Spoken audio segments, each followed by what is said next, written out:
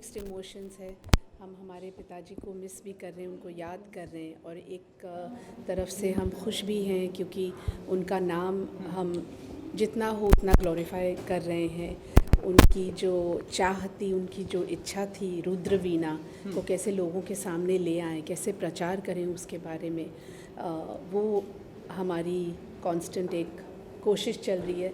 तेजस्विनी और भी विस्तार में आपको बताएंगी। एक प्रथा थी हमारी 2000 में उन्होंने शुरू किया था वीणा वरदायनी ट्रस्ट।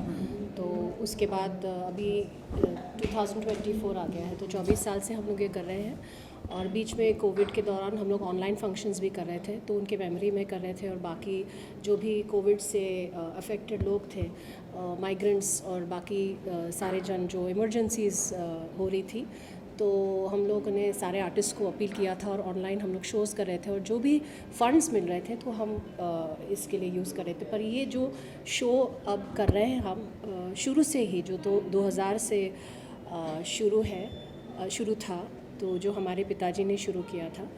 और वो हम वीणा जो वादक है उसको हम प्रोत्साहन देने की कोशिश कर रहे हैं, उसे बढ़ावा देने की कोशिश कर रहे हैं। और ऑफ कोर्स इंडियन म्यूज़िक।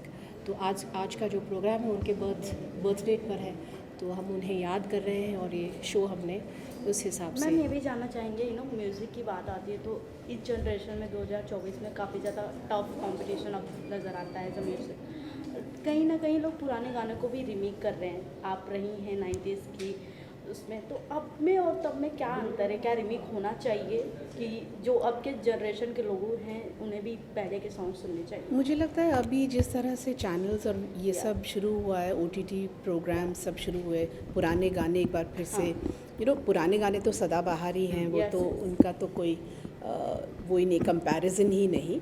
लेकिन ये कहूँगी कि उस वक्त सारे लाइव म्यूजिशियंस हुआ करते थे। मतलब मैंने खुद प्लेबैक दिया है तो मैं जानती हूँ कि बिहाइंड द सीन्स और जब रिकॉर्डिंग्स में क्या होता था। तो इसीलिए ये जो रुद्रवीणा का जो इंस्ट्रूमेंट है, ये कितना डिफ़िकल्ट है, कितना मुश्किल है, और धीरे धीरे ये ऑलमोस्ट एक्सटिंक्ट हो रहा था। अब बहुत कम उसके वादक रह गए हैं और इसको आगे लेके जाने की कोशिश कर रहे हैं, बढ़ावा दे रहे हैं। उसमें हम भी हमारी तरफ से छोटी सी हमारी कोशिश है। तो ये आप देखेंगे आज ये प्रोग्राम, और ये जिस तरह से बजाएंगी ज्योति हेगड़े जी, अपने आप में ही उस्ताद हैं वो। ज्योति हेगड़े जी जो है वो पूरी दुनिया की, विश्व की सबसे पहली महिला है जो रुद्रवीणा वो परफॉर्म करती हैं। और जो ओल्ड स्टाइल में है, जो एक कंधे पर रख के रुद्रवीणा परफॉर्म करते हैं, वो ओल्ड स्टाइल में करती हैं। और हमारे भारत में सिर्फ 4 या 5 लोग हैं ऐसे जो रुद्रवीणा परफॉर्म करते हैं ओरिजिनल स्टाइल में। और उनसे मैं अभी बात कर रही थी, मतलब वो ऐसे दिल से जो कह रही थी, मुझे अभी आज बहुत गुरुजी की याद आ रही है, मतलब मेरे पिताजी की याद आ रही है। कहती है मैं छोटे से टाउन में थी तो उन्होंने मुझे इतना बढ़ावा दिया, कहा कि तुम आगे आओ। मुंबई में उन्होंने, मतलब मेरे पिताजी ने उनको इंट्रोड्यूस किया, तो कह रही थी कि मेरे लिए तो वो गॉड फादर ही हैं। तो आज मतलब उनके स्मरण में ये पूरा आई थिंक प्रोग्राम वो करने वाली है। और जो हमारी दूसरी कलाकार है सावनी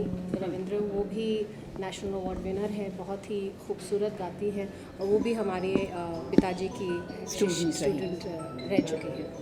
कितना चैलेंजिंग हो जाता है तब के दौर के